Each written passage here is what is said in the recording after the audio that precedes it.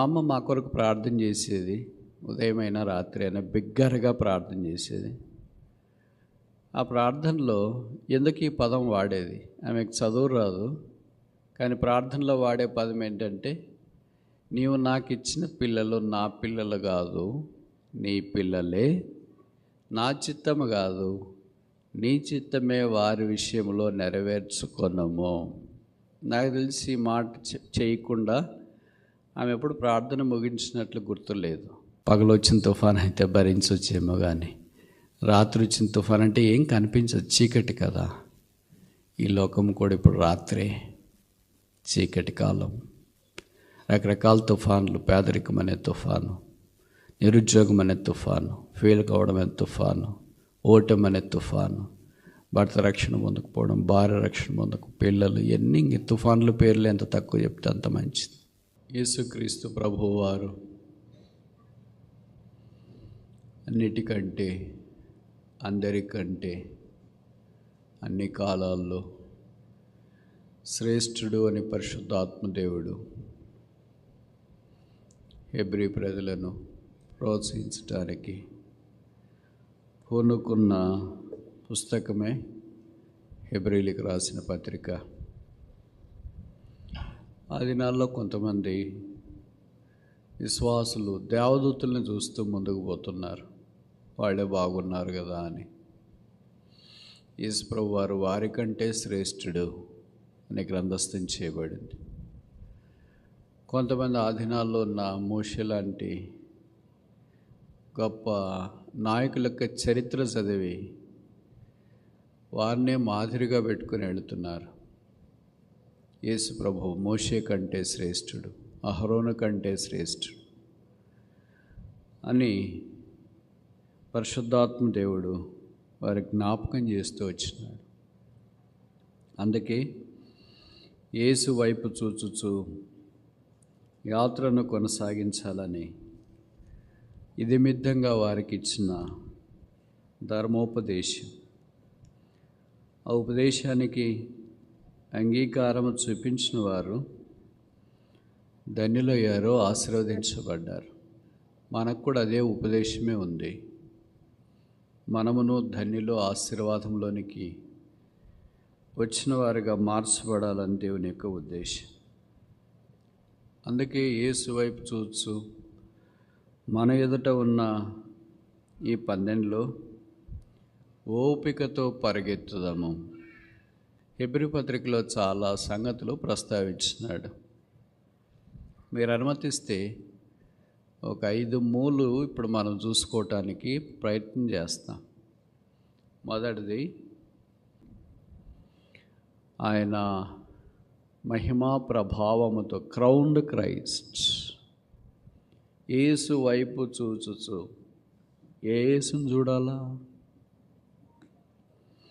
ఇక్కడ చెప్పబడింది మహిమా ప్రభావం కలిగిన Yesu, seated Christ, enthroned Christ, glorious Christ.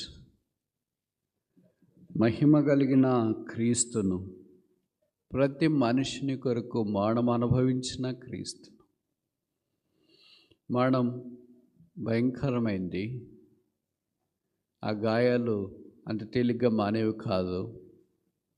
అలాంటి వ్యక్తి కొరకై, లేదా అలాంటి మనుషుల కొరకై, మానవ జాతి కొరకై, ప్రతి మనిషిని కొరకు మరణము అనుభవించుట అని ఇక్కడ రాశారు. ఆ తర్వాత వచనాల్లో మరణము రుచి చూడటానికి ఆయన వచ్చినట్లు వాక్యంలో రాయబడుతూ వచ్చింది. ఆయన మరణాన్ని జయించినాడు, సమాధిని జయించినాడు. యేసు యొక్క మరణము ద్వారా, మరణాన్ని రుచి చూచిన యేసు ద్వారా రక్షణ పొందినారు వాళ్ళు. ఇప్పుడు రెండవది ఏంటంటే, కృపాసనమునొద్దకు, థ్రోన్ ఆఫ్ గ్రేస్. గ్రంథకర్త అయిన పౌలు తను కూడా కలుపుకుంటున్నాడు. ఇంక్లూజివ్ స్టేట్మెంట్ అంటాం కదా. మనము కనికరించబడి, ఆయనకు కూడా కనికరం కావాలా, ఆయనకు కూడా సమయోచితమైన సహాయం కావాలా, ఆయన కూడా ప్రార్థన చేయాలా. పౌలు లాంటివాడు ఇంకా రాస్తాడు పై వచనంలో, మన బలహీనతల యందు సహానుభవము. ఆయనకు కూడా బలహీనతలు ఉన్నాయా? మన పౌలు లాంటివాడే బలహీనతలు అంటే మనం ఎట్లన్నా బతకొచ్చు అని గ్రాంటెడ్గా తీసుకోవడం కాదు దీని ఉద్దేశము. ఆయన మనతో ఐక్యపరుచుకుంటున్నాడు. అందుకే వాక్యంలో రాయబడింది కదా, when I'm weak then I'm strong. నేను ఎప్పుడు బలహీనుడనో అప్పుడు బలవంతుడను. నా బలహీనతలందు యేసుక్రీస్తు ప్రభువే నా బలము అని జ్ఞాపకం చేస్తున్న సంగతి కూడా మనకు పరిచయం. కనుక కృపాసనం నొద్దకు చేరుట ఇది మనకి ఇవ్వబడిన భాగ్యం. యేసు ప్రభు యొక్క రక్తం ద్వారా కడగబడిన వారికి మాత్రమే ఈ ఆధిక్యత, ఈ ధన్యత. అబ్బా తండ్రి నాయన నాయన మొరపెట్టే అవకాశం. ఇది ఉచ్చరింపశక్యము కానీ మూల్గులతో దైవ సన్నిధిలో మనం చేసే ప్రార్థన అని మనకు పరిచయం. ప్రార్థన అంటే మామూలుగా మనకున్న అవగాహన, ఎప్పుడైనా కానీ మన భౌతికమైన తల్లిదండ్రులతో ఎలాగో మన అక్కర్లు చెప్తామో దేవుడితో కూడా అలాగ మన అక్కర్లు చెప్పుకోవడమే అని అనుకుంటాం.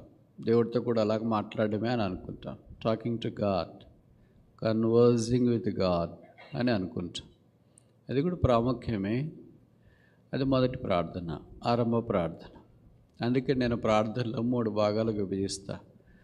మొదటిది ఏంటంటే కేజీ ప్రేయర్, రెండవది ఏంటంటే పీజీ ప్రేయర్, మూడవది ఏంటంటే పిహెచ్డి ప్రేయర్.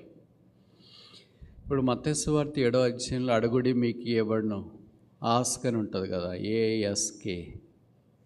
దీన్ని ఎక్స్పాండ్ లేదా ఫుల్ ఫామ్ చేస్తే ఏ అంటే ఆస్క్, ఎస్ అంటే సీక్ వెతకండి. మొదటిది ఏ అంటే ఆస్క్ అంటే అడగండి, ఎస్ అంటే సీక్ అంటే వెతకండి, కే అంటే నాక్ తట్టండి. కనుక అడగండి, వెతకండి, తట్టండి. అది ప్రార్థన, అది కేజీ ప్రేయర్. మరి పీజీ ప్రేయర్ ఏంటి అని అంటే, యేసు ప్రభు వారి గెత్సేమనే తోటలో చివరిసారిగా ప్రార్థన చేసినాడు. నాట్ మై విల్ బట్ దై విల్ బి డన్. నా చిత్తం కాదు మీ చిత్తమే. పిహెచ్డి ప్రార్థన ఏంటంటే ప్రకటన గ్రంథం 22వ అధ్యాయం ఆఖరిలో ఉంది. Even so lord Jesus come. ప్రభువైన యేసు రమ్ము. ఇప్పుడు ఈ 3 రకాల ప్రార్థనలో మనము కేజీ ప్రార్థన చేస్తున్నామా, పీజీ ప్రార్థన చేస్తున్నామా, పిహెచ్డి ప్రార్థన చేస్తున్నామా, అసలు ప్రార్థనే లేదా? ఇలాగంటే ఒక దగ్గర చెప్పారు, బ్రదర్ నేను యూజీ ప్రార్థన చేస్తున్నాను అని. మనం 2 ఆకులు ఎక్కువ చదివింటాం కదా, అందుకే రాయబడింది పద్ధతి ప్రకారము ప్రభు మన యొద్ద నుండి కోరుతున్న ప్రార్థనలు. Prayer life is a progressive life. ఇది ఒకరోజు జరిగేది, ముగించబడేది కాదు. మత్తయి సువార్త 7వ అధ్యాయంలో ఎలాగ ప్రార్థన చేసామో గెత్సేమనే తోట అనుభవ ప్రార్థన కూడా మనం కొనసాగించాలి. That is the highest form of prayer. అది ప్రార్థనలో పరాకాష్ట. ప్రార్థన అంటే not asking what we want but acknowledging our will to the will of God. ఇంకోసారి చెప్పనా, ప్రార్థన అంటే మనకి ఏది అక్కరగా ఉందో అది ప్రభువుని అడిగి పొందడం మాత్రమే కాదు, మన చిత్తాన్ని లేదా దేవుని చిత్తాన్ని మన విషయమై అంగీకరించడానికి ఒప్పుకొనుట. Not my will thy will be done. మనం ప్రార్థన చేసేటప్పుడు ఏ రోజైనా ఈ పదం వాడినట్లు మనకు గుర్తుందా? నాకు తెలిసి ఎవరికి ఉండదు, ఎవరు అలాగ చేయం కూడా, అలాగ ఉండాలని అనుకోం కూడా. కానీ దైవ చిత్తము మన ప్రార్థనలో చాలా ప్రాముఖ్యం. మా అమ్మ మా కొరకు ప్రార్థన చేసేది, ఉదయమైనా రాత్రి అయినా బిగ్గరగా ప్రార్థన చేసేది. ఆ ప్రార్థనలో ఎందుకు ఈ పదం వాడేది? ఆమెకు చదువు రాదు, కానీ ప్రార్థనలో వాడే పదం ఏంటంటే, నీవు నాకు ఇచ్చిన పిల్లలు నా పిల్లలు కాదు, నీ పిల్లలే, నా చిత్తము కాదు నీ చిత్తమే వారి విషయంలో నెరవేర్చుకొనము. నాకు తెలిసి ఈ మాట చేయకుండా ఆమె ఎప్పుడు ప్రార్థన ముగించినట్లు గుర్తులేదు. అంటే ప్రభు చిత్తానికి మనల్ని మనం అప్పగించుకున్నడం ద్వారా ప్రభు మన జీవితంలో కార్యం ఆరంభించడానికి అవకాశం ఉంది. ఇది రెండవ మూడో చూస్తామా? హెబ్రీ పత్రిక 6వ అధ్యాయం, హీబ్రూ చాప్టర్ 6 verse 2.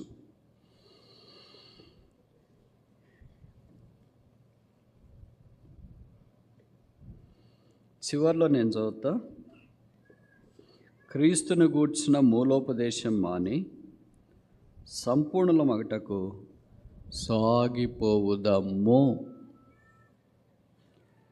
కనుక ఇక్కడ పర్ఫెక్షన్ గురించి జ్ఞాపకం చేయబడుతున్న సంగతి. సంపూర్ణత అనేది యేసు ప్రభు మన ఇద్దరి నుండి కోరుతున్నాడు. ఆయన అన్నాడు, be perfect as I am perfect. నేను పరిపూర్ణమైన ప్రకారం మీరును పరిపూర్ణులయ్యుండుడి. Be holy as I am holy. నేను పరిశుద్ధులైన ప్రకారం మీరును పరిశుద్ధులయ్యుండుడి. ఆయనకు మేరే వారికి ఉన్న తేడాలు 1,00,000 ఉన్నాయి. దాంట్లో ఒక్కటి ఏంటంటే, ఆయన ఏదైతే అయ్యున్నాడో అదే బోధించినాడు. ఆయన కానిది ఆయన బోధించలేదు.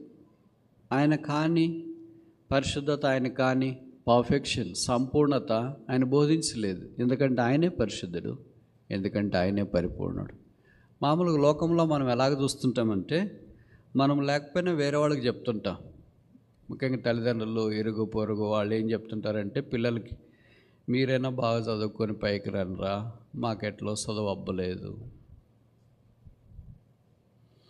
మీరన్నా దైవభక్తి కలిగి జీవించండి, మాకెట్లో చేత కాలేదు. ఇవన్నీ మామూలుగా మనుషులు చెప్పే మాటలు. ప్రభు చెప్పేదట్టు కాదు. నేను పరిపూర్ణుడు కనుక మీరును పరిపూర్ణులై ఉండండి. నేను పరిశుద్ధుని కనుక మీరును పరిశుద్ధులై ఉండండి. కనుక సంపూర్ణతలో సాగిపోటు కొరకై ఆహ్వానం మనము కలిగి ఉన్నాం.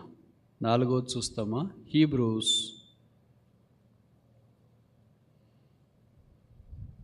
చాప్టర్ 10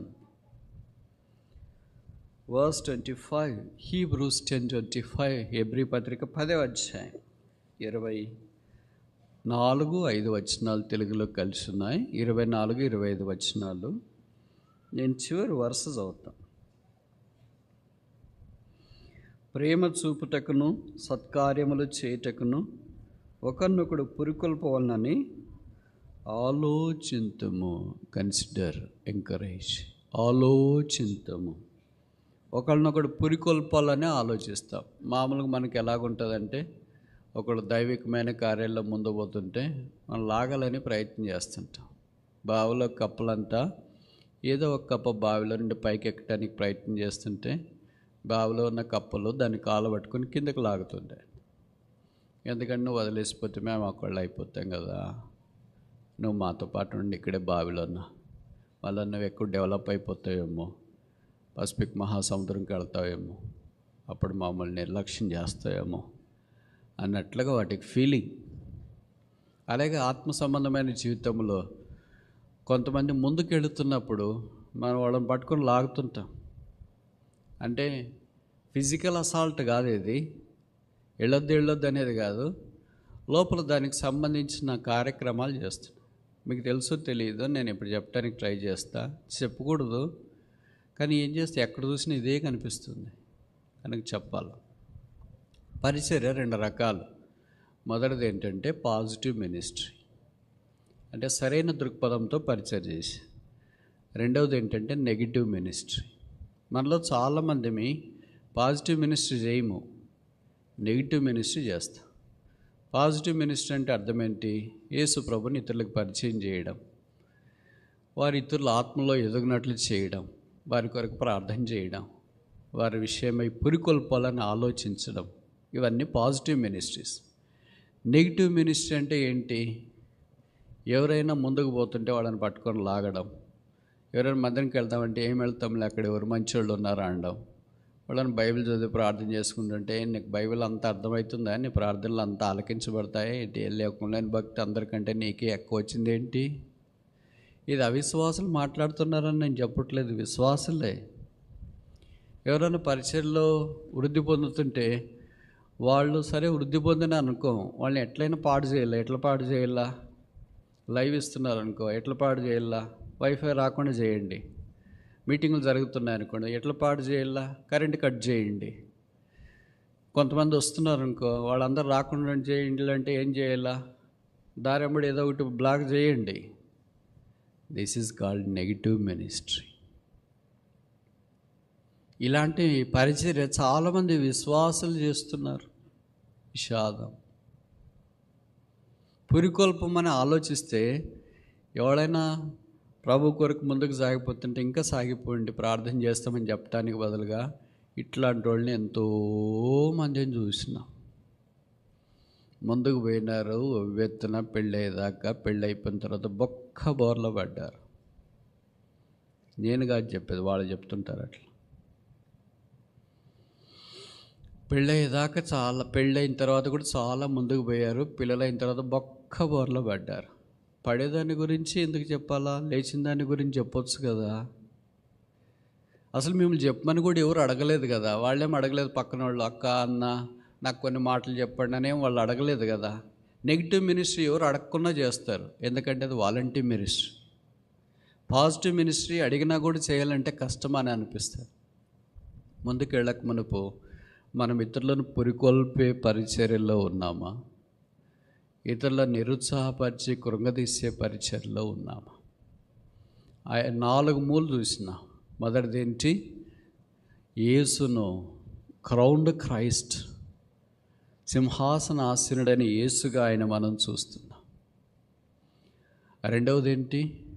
కృపాసనమునొద్దకు చేరుతున్నాం. మూడవది ఏంటి? సంపూర్ణులమగటానికి సాగిపోతూ ఉన్నాం. నాలుగవది ఏంటి? పాజిటివ్ మినిస్ట్రీ, పురికొల్పటానికి ఆలోచిస్తున్నాం. ఎవడైనా మన ఇంటికి వస్తే అబ్బా ఫైర్ బ్రాండ్ వచ్చినారు అనేటట్లు ఉండాలా. అంటే మీరు పోయి ఫైర్ పెట్టరమ్మని కాదు దీని అర్థము.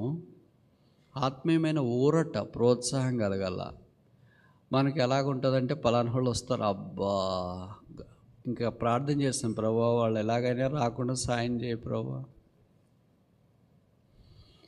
ఎందుకంటే వాళ్ళు రావడం ద్వారా మనకి నష్టం అని అర్థమవుతుంది. వాళ్ళ మాటలు నిరుత్సాహము, వాళ్ళని చూస్తేనే నిరుత్సాహం వస్తుంది, నీరసం వస్తుంది. అలాంటి వారిగా మనం ఉంటే మన ద్వారా వేరే వారికి పురికొల్పు ఎలాగొస్తుంది?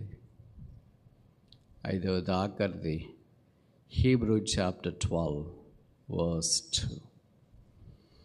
హెబ్రీ పత్రిక 12వ అధ్యాయము 2వ వచనం మధ్య భాగము. యేసు వైపు చూచుచు మన ఎదుట ఉంచబడిన పందెములో ఓపికతో పరుగెత్తుదాము. 5 మూలు చెప్పాం తెలుగులో. తెలుగు వచ్చే వాళ్ళకి అర్థమవుతుంది అనుకుంటా. ఇంగ్లీష్ వచ్చే పండితులకు భవిష్యత్ ఇదంతా మీకు రిలవెంట్గా ఉండకపోవచ్చు. ఈ 5 మూలలో మనం ఏ మూలలో ఉన్నాం? మొదటిదే, రెండవదే, మూడవదే, 4వదే, 5వదే ఏమీ లేవా? 5వ మూ పరిగెత్తుదాము. ఇవన్నిట్లో పౌలు తన్ను కూడా కలుపుకుంటున్నాడు అనేది మరలా చెప్తున్నా నేను. ఎందుకంటే మనము ఆయన చాలా గొప్ప భక్తుడని తలస్తున్నాం. వాస్తవంగా ఆయన గొప్ప భక్తుడే. కానీ మన దగ్గరికి వచ్చేటప్పటికి ఆయన మనతో పాటు ఐక్యపరచుకోవటానికి ఇష్టపడుతున్నాడు. ఇది మనకి ఏ జ్ఞాపకం చేస్తుందంటే మన ఆత్మ సంబంధమైన జీవితంలో కూడా మనం అలాగ ఐక్యపరచబడే వారికి ఉండాలని దేవుని యొక్క ఉద్దేశం. అప్పుడు మనము పరిగెత్తుదాము అని 5వ మూలోనికి తీసుకురాబడుతున్నాం. ఒకేసారి పరిగెత్తేకి రాదు. మీరు గమనించినారు లేదో, ఏదైనా ఆట ఆడేవాళ్ళు కానీ పరిగెత్తేవాళ్ళు కానీ గ్రౌండ్లో ఉన్నట్టుండి కారు దిగి డ్రెస్ చేసుకొని పరిగెత్తడం అంటే ఊరికే సరదాగా పరిగెత్తేవాళ్ళు పరిగెత్తారు. అథ్లెటిక్గా పరిగెత్తేవాళ్ళు, పోటీ కొరకు, పందెం కొరకు పరిగెత్తేవాళ్ళు అట్లుండరు. అలాగే ఆట ఆడేవాళ్ళు, ఇప్పుడు ప్రో కబడ్డీ జరుగుతుంది కదా, వాళ్ళు కూడా బస్సులో నుండి దిగిన వెంటనే డ్రెస్ వేసుకుని ఫీల్డ్లోకి రారు. వామప్ అని ఉంటుంది. 20 నిమిషాలు అటు, 20 నిమిషాలు ఇటు, 40 నిమిషాలు ఆడేదానికి వామప్ ఎంతసేపు చేయాలో. అలాగే ఫుట్బాల్ కానీ ఏదైనా కానీ వామప్ అయిపోయిన తర్వాతనే పూర్తిగా ఎగ్జాస్ట్ అయ్యే దశలో వాళ్ళు నిజంగా ఫీల్డ్లోకి పెడతారు. మనకేం వామప్ ఏం లేదు, ఊరికే ఫీల్డ్లోకి దిగుతున్నారు, దిగిన వెంటనే అవుట్ అయిపోతున్నారు. ఎందుకంటే గ్రౌండ్ వర్క్ లేదు, హార్డ్ వర్క్ లేదు, ఎక్సర్సైజ్ లేదు, వామప్ లేదు. అందుకే పరుగు పందెంలో ముందుకు సాగలేకపోతూ ఉన్నాం. యేసును చూడాలా, ఎంతని చూడాలా? లూకాసు వార్త 2వ అధ్యాయం 16-17 వచనాలు. త్వరగా వెళ్ళి మరియను యోసేపును తొట్టిలో పడుకొని ఉన్న శిశువును చూచిరి. యేసు వైపు చూచుట. యేసు, తొట్టిలో పడుకున్న యేసు. ఇది మనకు పరిచయం కదా, క్రిస్మస్ సందేశము. భక్తుడైన లూకా యేసుక్రీస్తు ప్రభు యొక్క పుట్టుకను గురించి వివరంగా రాస్తూ, ఆయన పుట్టిన తర్వాత గొర్రెల కాపర్లకు రాత్రి వేళ మందను కాచుకుంటున్న వారి దగ్గరికి వర్తమానం వెళ్ళింది. దావీదు పట్టణమందు నేర రక్షకుడు మీ కొరకు పుట్టినాడు, ఈయన ప్రభు అయిన క్రీస్తు. దానికి ఇదే మీ కానవాలు, ఒక శిశువు పొత్తిగుడ్డలతో చుట్టబడి పశువుల తొట్టులో పరుండబెట్టబడి ఉండటం మీరు చూచెదరు.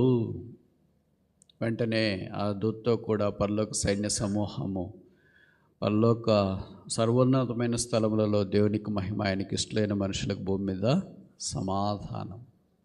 ఈ సంగతులన్నీ వాళ్ళు విన్న తర్వాత వాళ్ళు, ఆ దూతలు తమ యొద్ద నుండి పరలోకమునకు వెళ్ళిన తర్వాత ఆ గొర్రెల కాపర్లు జరిగిన ఈ కార్యం ప్రభు మనకు తెలియజేయించున్నాడు, మనము త్వరగా వెళ్ళి చూతుమురా అంటే.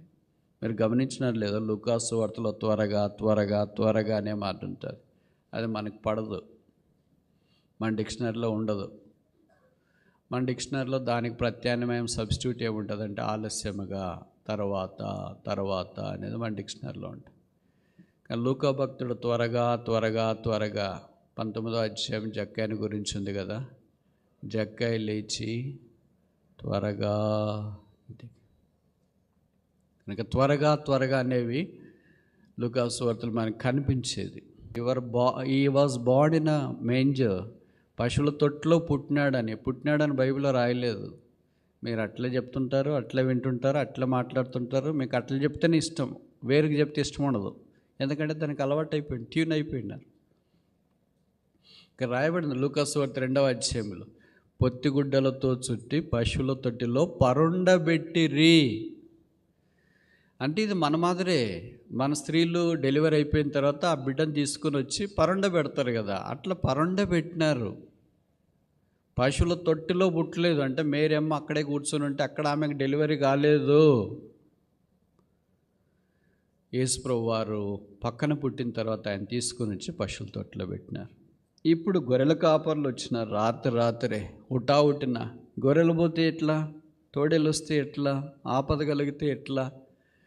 వాళ్ళకి భౌతికమైన గొర్రెల మీద ఇష్టం లేదు. ఇప్పుడు ఏ గొర్రె మీద ఇష్టం ఉంది? దేవుని గొర్రె పిల్లని యేసు మీద వారికి ఇష్టం ఉంది. Behold the lamb of God that taketh away the sin of the world. లోక పాపములను మోసుకొని పోవు దేవుని గొర్రె పిల్ల పుట్టాడు. వీళ్ళు గొర్రెల కాపర్లు పొలంలో ఎందుకున్నారు అని అంటే, మీకు ఈ వాస్తవాలు చెప్పడానికి ప్రయత్నం చేస్తే, యెరూషలేముకి అల్లంత దూరాన పొలాల్లో గొర్రెలు కాసుకునేవాళ్ళు, గొర్రెల కాపర్లు ఉండేవాళ్ళు. ఎవరు ఆ గొర్రెలు అంటే యెరూషలేము దేవాలయంవే. యెరూషలేము దేవాలయానికి గొర్రెలు ఎందుకు వచ్చినాయి అని అంటే, మామూలుగా ఆ దినాల్లో సాంప్రదాయం ప్రకారం యెరూషలేముకి వస్తే దహన బలి అర్పించాలి కదా. అర్పించాలంటే పేదోళ్ళు అయితే పక్షులు అర్పించేవాళ్ళు, మీ మాదిరి బాగా సౌండ్ పార్టీలు అయితే గొర్రెలను అర్పించేవాళ్ళు, ఇంకా సౌండ్ రాజులు లాంటి వాళ్ళు, సొలొమోను, దావీదు ఇలాంటి వాళ్ళు అయితే ఎద్దులే అర్పించేవాళ్ళు. ఇప్పుడు గొర్రెలు అర్పించేవాళ్ళు ఎక్కువ మంది ఉంటారు కదా. ఎందుకంటే మిడిల్ క్లాస్ పీపుల్ ఎక్కువ మంది ఉంటారు కదా. అందుకని వాళ్ళు గొర్రెలు తీసుకొని వచ్చి మందిరంలోకి వస్తే అక్కడున్న వాళ్ళు ఉంటారు కదా, ఎవరు వాళ్ళు, యాజకులు లాంటి వాళ్ళు ఈ గొర్రె అర్పించవచ్చు అని సర్టిఫై చేయాల, గవర్నమెంట్ ముద్ర వేసినట్ల. ఆ గొర్రె సర్టిఫై చేయాలంటే అది దోషం లేకుండా నిష్కళంకంగా సుడి అన్నీ బాగుండాలి. వీళ్ళకి వాళ్ళంటే పడదనుకో, ఖచ్చితంగా ఈ గొర్రె వద్దు అని నిరాకరించేవాళ్ళు. వీళ్ళు చాలా దూరం నుండి వచ్చింటారు యెరూషలేముకి. గొర్రె వద్దంటే మరి ఇప్పుడు ఏం చేయాలా? ఏం చేయాలంటే, మేము గొర్రెలు పెంచుతున్నాము, దాన్ని తీసుకోండి అని చెప్తారు. అట్లా వాళ్ళు పెంచింది తీసుకొని వచ్చి, బ్రోకర్లు ఉంటారు కదా, ఇది ఇప్పుడే కదా అప్పటి నుండి ఉంది. ఇప్పుడు ఈ గొర్రె ఏం పోతుంది ఎక్స్చేంజ్ మేళ. మరి ఇది ఏం చేయమంటే, ఏం చేస్తావు, పడేసుకో, తీసుకుపో. ఇంత దూరం నుండి వచ్చినోడు ఇంకెందుకు తీసుకుపోతావు? సరే ఇది కూడా పెట్టుకోండి, అది ఇవ్వండి. ఏమన్నా తక్కువ చేసి ఇస్తారా? తక్కువ ఏం లేదు, ఇంకా ఎక్కువే. అప్పుడు వాళ్ళ గొర్రె దీనికంటే ఘోరమైంది ఉంటుంది. అదే వాళ్ళు మెచ్చింది కదా, పూజారి మెచ్చింది అన్నీ. అందుకని ఆ గొర్రెని తీసుకొని ఇంత డబ్బులు చెల్లించి ఆ గొర్రెని అర్పించేవాళ్ళు. ఈ గొర్రెలను బయట మందలతో కాసేవాళ్ళు గొర్రెల కాపర్లు.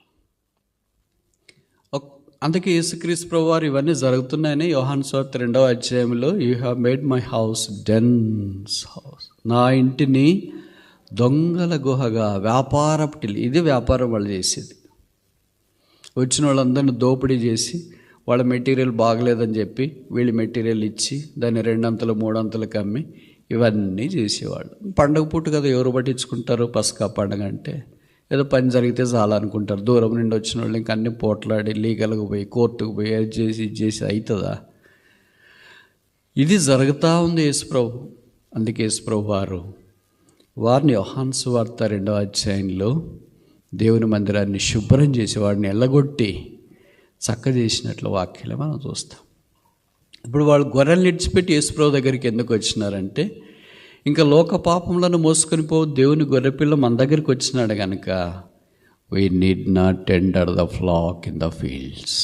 మనం ఇప్పుడు పొలములో మందను మేపాల్సిన పని లేదు.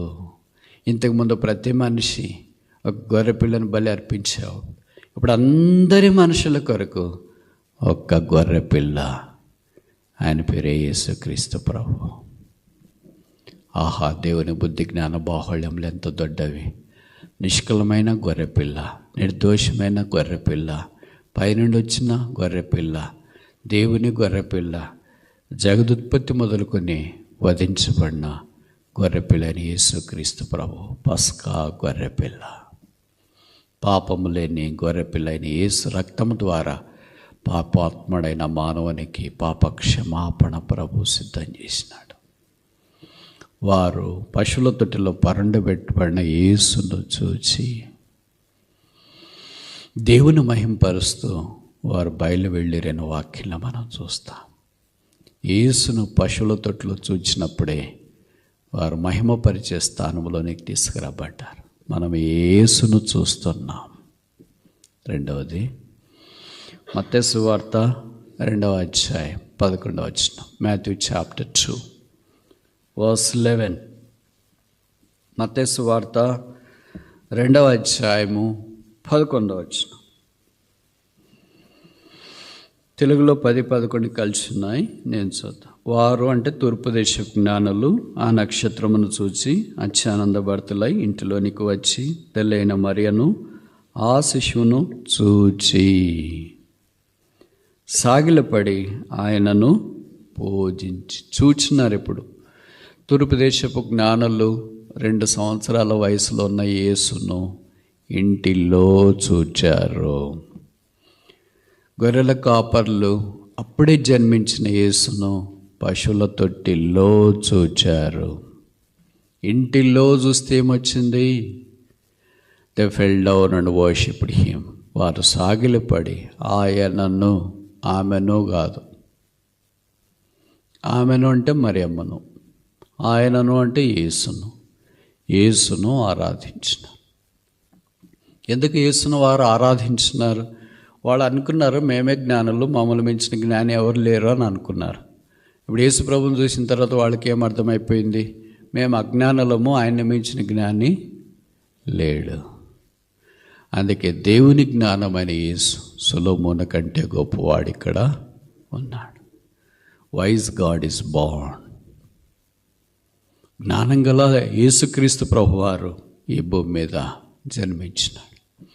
అందుకే ఎలాంటి జ్ఞానైనా యేసు యొక్క జ్ఞానం ఎదుట దిగదుడిపే. తూర్పు దేశపు జ్ఞానులు ఆ దినాల్లో ప్రఖ్యాతి చెందినవారు, ఖగోళ శాస్త్రవేత్తలు. 2 సంవత్సరాలు నక్షత్రం ద్వారా, ఇప్పుడు మీరు గూగుల్ మ్యాప్ పెట్టుకొని డ్రైవ్ చేస్తా ఇక్కడికి రావాలని ప్రయత్నం చేసినారు, ఖచ్చితంగా మిస్ అవుతారు. ఎక్కడైనా మనకు అట్లే జరుగుతుంది, పాశ్చాత్య దేశాల్లో తప్ప. ఎందుకంటే అప్డేట్స్ సరిగా ఉండవు, మ్యాప్కి అందేటట్లు మన దగ్గర ఉండదు ఫెసిలిటీస్. దారులు, రోడ్లు, నంబర్లు ఇవన్నీ ఉంటాయి. ఎప్పుడో పాతకాలం చేసి ఉంటుంది. నాకు నిన్నెవరో చెప్తున్నారు, బ్రదర్ ఎవరో మీటింగ్కి బయలుదేరారంట గూగుల్ మ్యాప్ పెట్టుకొని. వాళ్ళు మీటింగ్కి రావాలనుకున్నారు, రాలేకపోయారంటే నేను అన్నా మొత్తానికి వాళ్ళు వచ్చినారా బ్రదర్ అంటే వచ్చినారు బ్రదర్ అని. ఎప్పుడు వచ్చినారంటే భోజనం చేసేటప్పుడు వచ్చినారు బ్రదర్. అట్లే ఉంటుంది గూగుల్ మ్యాప్ పెట్టుకుంటే. ఎప్పుడు రావాలి వాళ్ళు? మీటింగ్కి ముందు రావాలా? ఎప్పుడు వచ్చినారు వాళ్ళు? ఇప్పుడు మన గూగుల్ మ్యాప్ యేసుక్రీస్తు ప్రభువే. Christ is our navigator. క్రీస్తే మనల్ని నడిపించువాడు. కనుక తూర్పు దేశపు జ్ఞానులు యేసును ఆరాధించినారు. యేసును చూచినప్పుడు ఆరాధన వారిలో పెళ్ళికి వస్తుంది. బహుశా మనలో ఆరాధన రాకపోవటానికి మనం ఆయన చూడట్లేదేమో. ఇప్పుడు నేను కొన్ని ప్రశ్నలు అడుగుతా, మీరు జవాబు చెప్పండి. ఈ ఇల్లు ఎవరిది? మరియమ్మదా, యోసేపుదా, యేసు ప్రభుదా? యేసు ప్రభుది లేదు, ఆయనే చెప్పినాడు. శిష్యులు ఆయన అడిగారు కదా యోహాను సువార్తలో, నువ్వు ఎక్కడ కాపురం ఉన్నావు అంటే ఆయన అన్న కమెంట్స్ వచ్చి చూడండి. మామూలుగా మీరు ఎక్కడ కాపురం అంటే మనం చెప్తాము ఏదో హనుమకొండనో లేకపోతే కాజీపేట రైల్వే క్వార్టర్స్ కాంప్లెక్స్లో ఏదో ఒకటి చెప్తాం. ఎవళ్ళు అట్లా చెప్పరు, కమెంట్స్ అని చెప్తారా? ఎవరైనా మిమ్మల్ని అట్లా అడిగారు అనుకోండి, అట్లా చెప్పండి ఒకసారి, వాళ్ళ రెస్పాన్స్ ఎట్లుంటుందో చూడండి. యేసు ప్రభు మాత్రమే ఈ ప్రశ్నలకు సరైన జవాబు చెప్పగలడు. బైబిల్ పండితుల అభిప్రాయం ఏంటంటే వీళ్ళకి ఏం చిల్లిగా కూడా లేదు కదా, పేదలు, దరిద్రులు కదా. అంటే బైబిల్లోనే రాయబడింది యేసు ప్రభు వారు ఈ బికేమ్ పూర్, ఆయన మన కొరకు దరిద్రుడు ఆయను. అంటే కొంతమంది మీ మాదిరి దాతలు ఉంటారు కదా, అలాంటి వాళ్ళు ఏం చేసినారంటే మరేమో కానిపోయింది, వాళ్ళకి సరైన ఇల్లు లేదు, భద్రత లేదు, బాగాలేదు, ఎక్కడుంటారు అని. ప్రభుకు స్తోత్రాలు. ప్రభు దినాల్లో మీలాంటి ధనవంతులు కొంతమంది ఉన్నారు. తర్వాత మరి ఐగుప్తులోనికి వెళ్ళారు, అక్కడ ఇట్లా బతికినారు అని అంటే బైబిల్ పండితులు అంటారు, ఈ తూర్పు దేశం జ్ఞానాలు తెచ్చినారు కదా, బంగారము, సాంబ్రాణి, బోళం, అవన్నీ యోసేపు తీసుకుని ఐగుప్తుతో పాటు పిల్లవాడిని కూడా తీసుకుని వెళ్ళాడు. అక్కడ ఇవన్నీ కొద్దిగా అమ్ముకొని ప్రభు వారికి బోధించదాకా వారు సంరక్షణలో ఉన్నారు అని అభిప్రాయం. వాళ్ళేం అమ్ముతారు, మనమేం కొంటాం. బంగారం, లలిత జ్యువెలరీ తక్కువ, ధర తక్కువ. దీపావళి కానుక ఇచ్చేయండి అంటే క్యూ నిలబడతారు. యేసు ప్రభు దగ్గరికి బంగారం వచ్చింది, బంగారం దగ్గరికి బంగారం వచ్చింది. మట్టి దగ్గరికి బంగారం రావాల, కానీ ఈ మట్టి ఏం చేస్తుంది, ఎక్కడికి వెళ్తుంది? అంత కరెక్ట్గా ఎట్లా చెప్తున్నారు మీరు?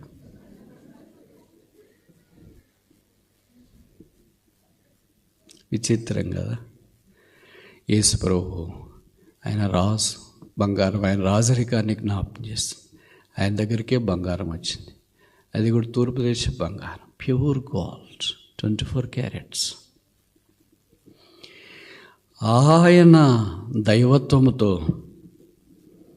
మన ఆత్మ సంబంధమైన జీవితాల్లో ఇలాంటి ఆరాధన మనలో తీసుకురావాలని కోరుతున్నాడు. పశువుల తొట్టులో చూస్తే గొర్రెల కాపర్ల వలె ఆయన దేవుని గొర్రెపిల్ల అని మహిమపరుస్తాం. ఇంటిలో చూస్తే జ్ఞానుల వలె ఆయనకు అర్పించి ఆరాధిస్తాం. యేసుని ఎట్లా చూస్తున్నాం? Looking an to Jesus. మూడోది చూస్తామా? మత్తయి సువార్త మత్తయి 14:26. ఆయన సముద్రం మీద నడుచుట శిష్యులు చూచి తొందరపడి భూతమని చెప్పుకొని భయం చేత చూచినారు. ఇప్పుడు ఎలాగ చూస్తున్నారు శిష్యులు ఆయన్ని? సముద్రం మీద నడిచొచ్చేవానిగా చూస్తుంది. This is super natural walk. మీరు రోజు నడిచేవాళ్ళని చూస్తారు కదా. ఎక్కడ నడిచేవాళ్ళని చూస్తారు? గ్రౌండ్లోన, రోడ్డు మీద, ప్లాట్ఫామ్ మీద, మేడ మీద, ఇలాగ రకరకాలుగా నడిచేవాళ్ళని చూస్తాం. ఎప్పుడైనా సముద్రం మీద నడిచిన వాళ్ళని చూసిన వాళ్ళు చేయొద్దండి. ఒకే ఒకసారి మానవ చరిత్రలో సముద్రం మీద నడిచింది. ఒకే ఒక్కడు మానవ చరిత్రలో సముద్రం మీద నడిచింది. పగలు కాదు, రాత్రి. ఆయన పేరు యేసుక్రీస్తు ప్రభువు. ఆయన సృష్టికర్త. శిష్యులు సముద్రంలో ప్రయాణం చేస్తూ దోణిలో వెళుతున్నప్పుడు వారికి గాలి ఎదురైంది. ఆ గాలి ఈ దోణి మీద కొట్టేటప్పటికే దోణి అటు ఇటు కదిలిపోతుంది. వారు చాలా భయాందోళనకు గురైపోయారు. ప్రభువారు కొండ మీద వారి కొరకు ప్రార్థన చేస్తున్నాడు. వీరు దోణి నడిపించట్లో మిక్కిలి కష్టపడుతుండగా ఆయన చూచి వారి యొద్దకు వచ్చినాడు. ఎట్లా వచ్చినాడు? సూపర్ మ్యాన్ ఇట్లా రాలే, స్పైడర్ మ్యాన్గా రాలే, ఒక దేవదూతగా రాలే, ఒక మనుష్యుడిగా ఆయన నడిచి వచ్చినాడు. ఎందుకు రాలేదు అట్లా? రాజు కొంతమంది చెప్తుంటారు, నాకు కళ వచ్చింది. నాకు కాదు, వాళ్ళు పెద్ద దేవదూత ఆకారం వచ్చింది, నన్ను పట్టుకునింది, వేరే దగ్గరికి వేసినారు, నన్ను విడిపించిన, ఇలాగ రకరకాలుగా చెప్తుంటారు కదా. ఇట్లాంటి కళ మాత్రం ఎవరు చెప్పరు. నాకు కూడా ఒక కళ వచ్చింది, యేసు ప్రభువుని నడిచి నా దగ్గరికి వస్తున్నా. ఎవరు నడిచి వచ్చినట్లు ఎవరు చెప్పరు. అంతా ఆయన పైన సూపర్ మ్యాన్, స్పైడర్ మ్యాన్ మాదిరి వచ్చినట్లే చెప్తుంటారు. శిష్యుల దగ్గరికి ఆయన నడిచి వచ్చినాడు. వారు ఆయన చూసి భూతమని కేకలేశారు. ఎందుకు కేకలేశారు? సముద్రం మీద మరి ఎవరు నడుస్తారు? ఇద్దరే నడిచేది. తెలియదు కదా మీకు? సముద్రం చూడలేదా? ఎప్పుడు చూసినారు. మరి ఎవరు నడుస్తారు సముద్రం మీద? వాళ్ళు కూడా, మనం కూడా ఎప్పుడు చూడలేదు. విన్నాం, బైబిల్లో రాసింది. మరి మనం వినంది, చూడనిది జరిగితే మనకు అట్లే అనిపిస్తుంది. ఇది ఎట్లా సాధ్యం? హౌ కెన్ దిస్ బీ అని. ఇక మనిషి ఏంటి, సముద్రం మీద నడిచి రావడం ఏంటి, ఇది కళ నిజమా అని అనుకుంటా ఉంటారు. నిజమేరా, మనం నిద్రపోతే కదా కలవటానికి అని పక్కన శిష్యులు ఒకళ్ళతో ఒకళ్ళు మాట్లాడింటారు. మరి నిజమైతే ఎవరో నడిచి వస్తున్నారేమో, దయం. అందుకే మనకి రాత్రిపూట కూడా ఎవరు నడిచి వచ్చినట్టు అనిపించినా భయం వేస్తుంది. ఏ శబ్దమైనా గజ్జల శబ్దమైనట్టు అనిపిస్తుంది.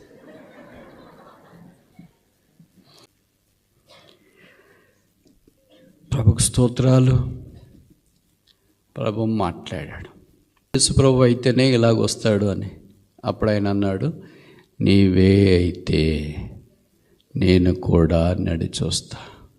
6000 సంవత్సరాల మానవ చరిత్రలో నీటి మీద నడిచిన మనిషి ఒక్కడే ఒకడు, పేతురు.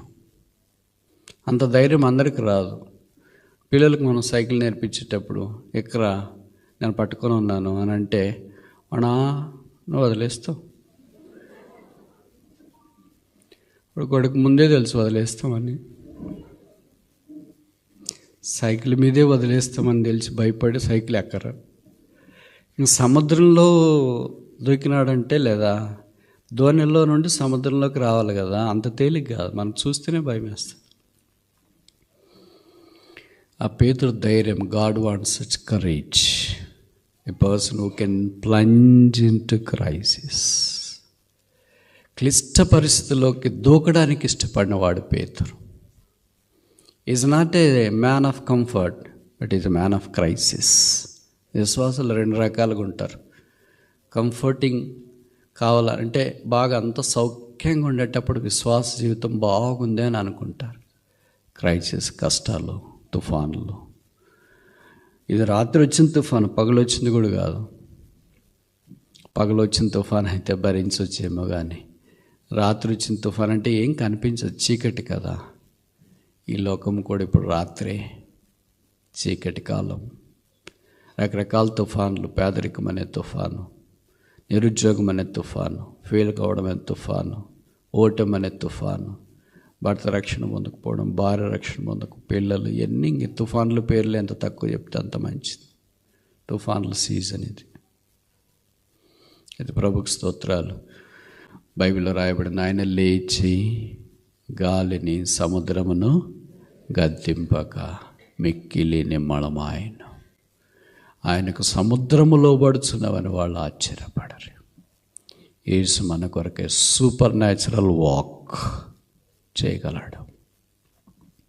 ధైర్యంగా అధైర్యపడుతున్నావా, కృంగిపోయినావా, ఇంకా నా పరిస్థితి ఇంతే, నా జీవితం ఇంతే, తుఫాను రేగింది, ఇంట్లో తుఫాను, కుటుంబం తుఫాను, ఆర్థిక తుఫాను, అనారోగ్య తుఫాను, పేదరికం అనే తుఫాను, ఇలాంటి ఎన్నో తుఫానులు రేగినాయి.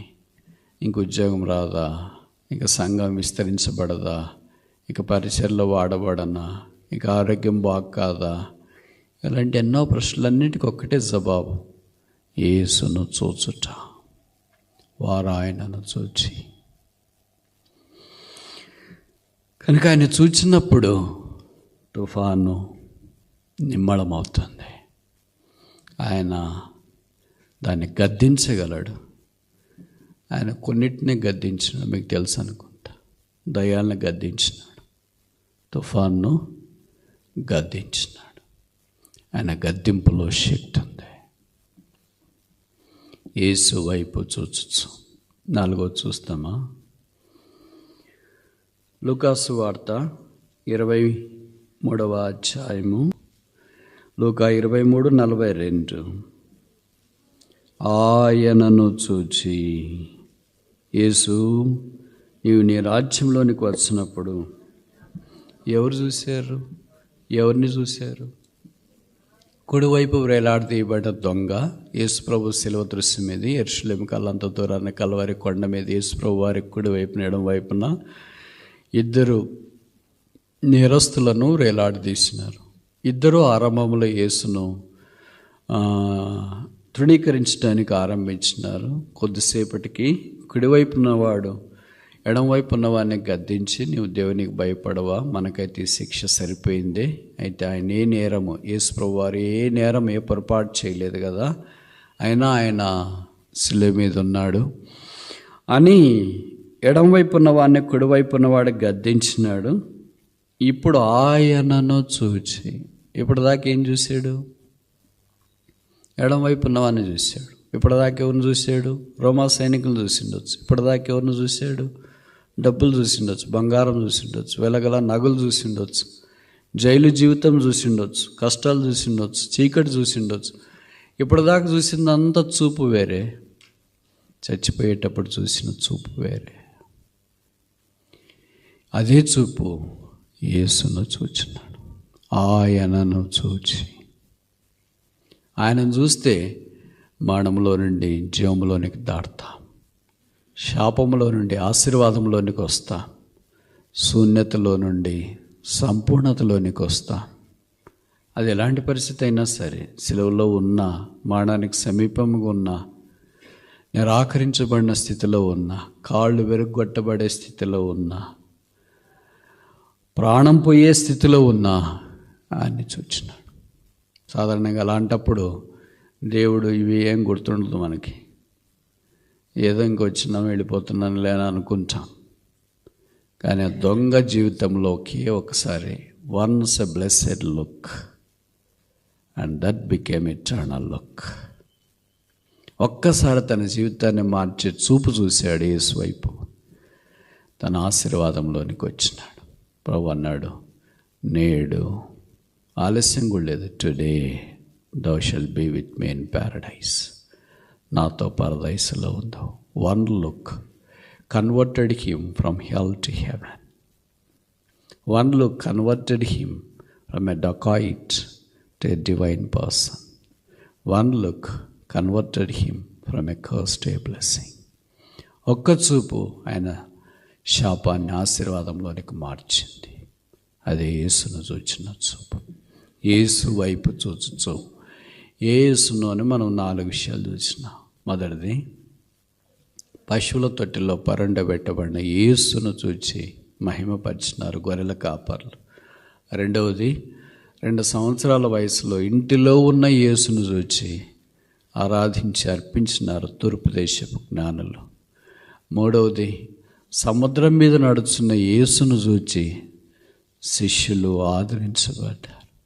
నాలుగవది, శాపములో మరణములో ఉన్న కుడివైపున వేలాడదీయబడిన దొంగ సిలువ వేయబడిన యేసును చూచి క్రూసిఫైడ్ క్రైస్ట్ శాపము నుండి ఆశీర్వాదంలోనికి వచ్చినాడు, మరణము నుండి జీవములోనికి వచ్చినాడు, నిత్య నరకము నుండి నిత్య పరలోక రాజ్యంలోనికి ప్రవేశించినాడు. సమాధి దాకా యేసును వెంబడించింది. ఆదివారమున తెల్లవారుచుండగా కొందరు స్త్రీలు సమాధి దగ్గరికి వచ్చినారు. ఇది భిన్నంగా కనిపిస్తుంది కదా. స్త్రీలు షాపింగ్ మాల్కి వెళ్ళాలంటే చాలా యాక్టివ్గా ఉంటారు, వాళ్ళు పుట్టింటికి వెళ్ళాలంటే చాలా యాక్టివ్గా ఉంటారు. కానీ సమాధి దగ్గరికి బాగలేదు నాకు. కానీ ఇక్కడ బైబిల్ స్త్రీలు భిన్నంగా ఉన్నారు, మనకు ఆపోజిట్ వాళ్ళు. మనం ఏదైతే ఇంట్రెస్ట్లో వాళ్ళకి అది ఇంట్రెస్ట్ ఉండదు, మనకి ఏది ఇంట్రెస్ట్ లేదో అది వాళ్ళకి ఎక్కువ ఇంట్రెస్ట్. సమాధి దగ్గరికి ఎవరైనా లేడీస్ పోతారండి తెల్లవారుదామన్న లైట్లు లేకుండా? మామూలుగా ఇంటి బయటికి రావాలన్నా కూడా వాళ్ళకి ఇబ్బందిగా ఫీల్ అవుతారు కదా. ఇంక వేరే చిన్న చిన్న పనులు బయటికి వెళ్ళి చేసుకోవాలన్నా చేసుకోలేరు. చీకటి కదా, తెల్లారిన తర్వాత వెళ్దాంలే అని అనుకుంటారు.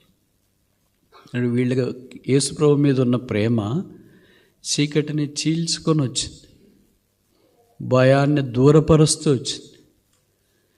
యేసును చూడాలనే ఆశతోన వారి చీకటి ఉంటే లెక్క చేయకుండా మార్కెట్కి కాదు పోయింది, షాపింగ్ మాల్కి కాదు, ఇంకా మీకు అర్థమయ్యేటట్టు చెప్పాలంటే డిమార్ట్ కాదు పోయింది, సమాధి తోట దగ్గరికి వచ్చినారు. సమాధులు అంటేనే భయం వేస్తుంది కదా మనకు. అక్కడ భూస్థాపన చేసి వచ్చిన తర్వాత మళ్ళీ అక్కడికి ఒకళ్ళు వెళ్ళాలంటే ఎంతమంది ధైర్యం చేస్తారు? ముఖ్యంగా స్త్రీలు ఒకళ్ళే. మగ్ధలేని మరియ అంటే ధైర్యశాలే చేయగలదు, మరియమ్మ లాంటి తల్లి మాత్రమే చేయగలదు, సొలొమోను లాంటి స్త్రీ మాత్రమే చేయగలదు. మిగతా వాళ్ళందరూ ఎక్కడికి వెళ్ళారో తెలియదు, ఏమయ్యారో తెలియదు. అది హ్యాండ్ఫుల్ ఆఫ్ పీపుల్, అంటే లెక్కింప కలిగిన కొంతమంది స్త్రీల ద్వారా దేవుడు ఆశ్చర్య అద్భుత కార్యాలు జరిగించినాడు. నేను ప్రభువును చూచితిని, I have seen the Lord. ఎవరు పునరుత్థానాన్ని యేసును చూస్తారో వారికి ఆయన ఇచ్చిన సందేశం, గో అండ్ టెల్, వెళ్ళి చెప్పుడే. ఏమని చెప్పాలా? ఈజ్ రిజన్, ఆయన లేచి ఉన్నాడు. ఈజ్ నాట్ హియర్, ఆయన ఇక్కడ లేడు. ఇది మనకి ఇవ్వబడిన వర్తమానం అదే, మనం బయటకు ప్రకటించాల్సిన వర్తమానం అదే. The tomb of Christ is empty, is risen, is not there. Yesu సమాధి తెరవబడింది, ఆయన అక్కడ లేడు, ఆయన లేచి ఉన్నాడు. ఇది లోకానికి ఎలా కనిపిస్తుంది అంటే ఫూలిష్నెస్గా కనిపిస్తుంది, వెరితనంగా కనిపిస్తుంది. ఏంటి వీళ్ళు ఏదేదో చెప్తారు, ఖాళీ సమాధి అంటారు, లేడంటాడు, అది అంటాడు, ఇది అంటారు అని. వాళ్ళకి ఏం కావాలంటే మహిమలు కావాలి, లీలలు కావాలా, అద్భుతాలు కావాలా, ఆశ్చర్యకార్యాలు కావాలా. ఖాళీ సమాధి, the empty tomb is the greatest miracle of miracles.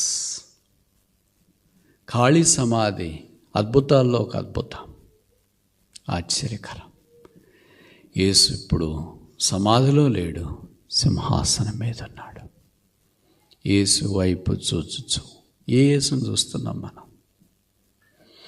ఇంకా ఎవరైనా రక్షణ పొందకుండా పాపక్షమాపణ మారు మనసు పొందుకున్నా ఉంటే యేసు ప్రభువుని మీకు పరిచయం చేస్తున్నాం.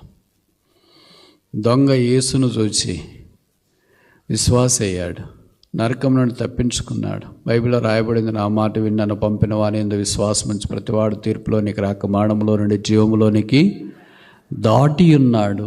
యేసును చూస్తే పాపక్షమాపణ మారు మనసు చూడడం అనేది ఎంత తేలిక. ఇంకా యేసును అంగీకరించుకున్న ఎంతకాలం అలాగ జీవిస్తావు? యేసు పాపల రక్షకుడు, పాపల కొరకు ఈ భూమి మీదకి దిగి వచ్చినాడు, పాపంగా చేయబట్టడానికి ఇష్టపడ్డాడు. ఆయనలో పాపము లేదు, ఆయన పాపం ఎరగడు, ఆయన పాపం చేయలేదు. But he became sin for us. ఆయన మన కొరకు పాపముగా చేయబడ్డాడు. సెలవులో మన పాపాలన్నీ భరించినాడు. యెషయా 53లో చెప్పబడింది, ఆయన వ్యసనాక్రాంతుడిగా వ్యాధిని అనుభవించిన వాడిగా చేయబడ్డాడు. స్వరూపమైనను సొగసైన లేనివాడిగా చేయబడ్డాడు, వికారుడిగా మార్చబడ్డాడు. సెలవులో రక్తము కార్చి చనిపోయి సమాధి చేయబడి తిరిగి 3వ దినాన్ని లేచి పరలోక స్థలంలో మహామహుని కుడి పార్శ్వమున మహిమా ప్రభావం కలిగిన వానిగా ఆసీనుడయ్యాడు. ఈ యేసు నీకొద్దా? ఈ పాపక్షమాపణ వద్దా? ఈ మారు మనస్సు వద్దా? నీ వైపు ఎంతకాలం చూసుకుంటావు? నీ చుట్టూ ఎంతకాలం చూస్తావు? లోకాన్ని ఎంతకాలం చూస్తావు? నీ పరిస్థితులు ఎంతకాలం చూస్తావు?